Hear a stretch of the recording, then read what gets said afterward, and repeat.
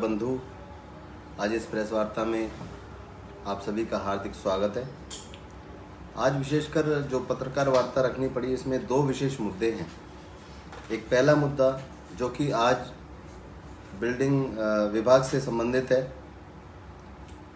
और आज जो है वर्क्स कमेटी की मीटिंग में भी मैंने ये विषय रखा है।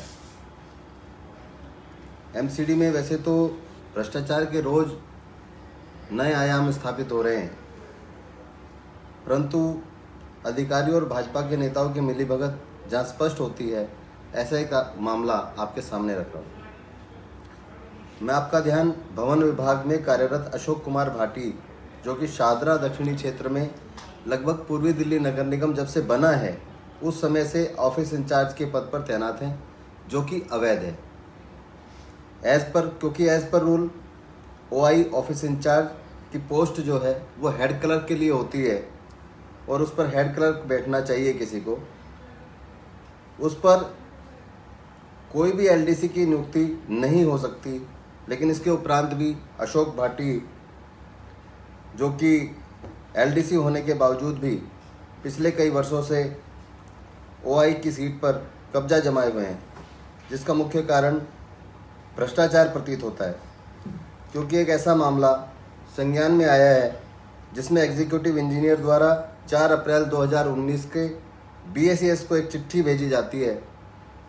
संज्ञान में आया है जिसमें एग्जीक्यूटिव इंजीनियर द्वारा 4 अप्रैल 2019 के बीएसीएस को एक चिट्ठी भेजी जाती है, जिसमें उन प्रॉपर्टियों का जिक्र किया जाता है जो कि अनऑथराइज कंस्ट्रक्शन में बुक हो चुकी हैं और उन पर किसी भी प्रकार के से बीएसीएस विभाग द्वारा बिजली नहीं लगाई जा सकती। लेकिन अशोक कुमार भाटी ओआई बिल्डिंग ने उनमें से एक प्रॉपर्टी को 16/1/2020 व दूसरी प्रॉपर्टी को 13/3/2020, जो कि B36 झिलमिल इंडस्ट्रियल एरिया B36/3 झिलमिल इंडस्ट्रियल एरिया है। इन दोनों प्रॉपर्टियों को भवन विभाग की ओर से बीएसएस को नो ऑब्जेक्शन सर्टिफिकेट दिया जाता है, जो कि पूरी तरह गलत है, जिसकी पुष्टि एग्जीक्यूटिव इंजीनियर एसडी तोमर द्वारा की जाती है। उन्होंने बीएसएस को 26/6/2020 को एक पत्र लिखा, जिसकी संख्या है ईई बिल्डिंग शादरा साउथ बटे 2020/21 D3018 द्वारा सूचित करते हैं कि 16/1/2020 व 13/3/2020 को ओआई बिल्डिंग द्वारा दी हुई जानकारी एनओसी पूरी तरह गलत है और इन पत्रों को हम विड्रॉ करते हैं।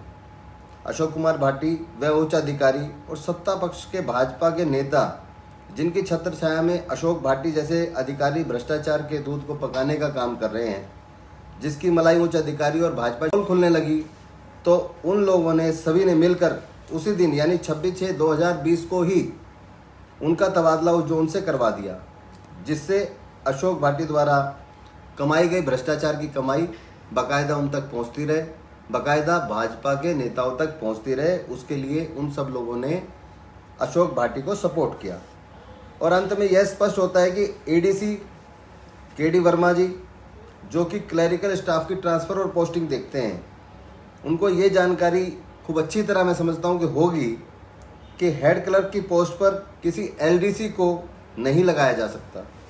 उसके बावजूद उन्होंने एलडीसी अशोक भाटी के निजी का मुनाफे के लिए office incharge Shahdara south building के पद पर उनको लगाया हुआ था, जो कि भ्रष्टाचार से लबालब साबित होता है, लबालब दिखाई देता है और गलत तरीके से एनओसी बनाने का काम जो कि अशोक भाटी जी द्वारा बार बार किया जा रहा था।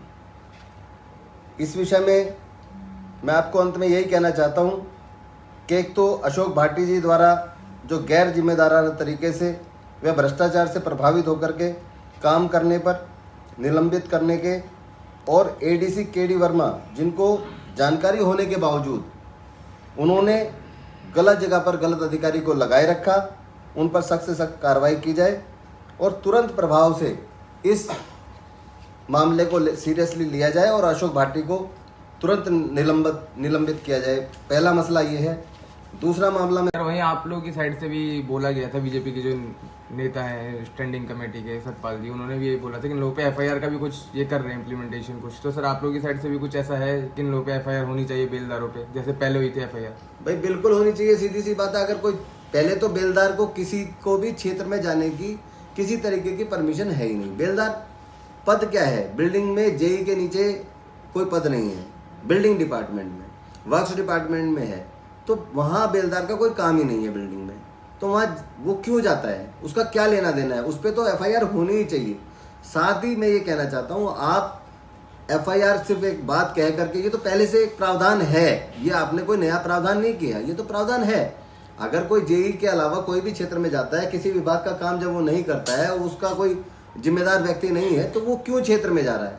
उसकी जिम्मेदारी नहीं बनती वो, तो उस पर तो एफआईआर होनी ही चाहिए। ऐसे है सर, पब्लिक डर जाती है, उनको जाके डराया धमकाया जाता है कि आपका मकान तोड़ दिया जाएगा। तो सर पब्लिक को इस मैटर में क्या करना चाहिए? पब्लिक को सबसे पहले तो मैं ये कहता हूँ कि जो भी अधिकारी आप तक आया है, उसका आप आई कार्ड चेक करें, वो किस विभाग से आया है, क्या उसकी डेजिग्नेशन है। अगर वो जेई के पद से नहीं है, वो बेलदार है, तो उसका आने का कोई मतलब नहीं बनता, उसकी कोई जिम्मेदारी तय नहीं है विभाग की तरफ से, तो उसको आप तुरंत पकड़ के एफआईआर कीजिए। मेरे पास सारे उपलब्ध हैं जिसमें ये पुष्टि की गई है कि किस अधिकारी को किस पद पर लगाया जा सकता है। ये एसडी तोमर जी के ट्रांसफ़र का लेटर है। ये इन्होंने एक लेटर लिखा था जिसके माध्यम से बताया कि ये जो 2 लेटर लिखे हैं ये गलत तरीके से लिखे गए हैं, ये अवैध हैं, ये इनवैलिड हैं और हम इसको विड्रॉ करते हैं। नगर निगम द्वारा ये एग्जीक्यूटिव इंजीनियर द्वारा ये लेटर भेजा गया।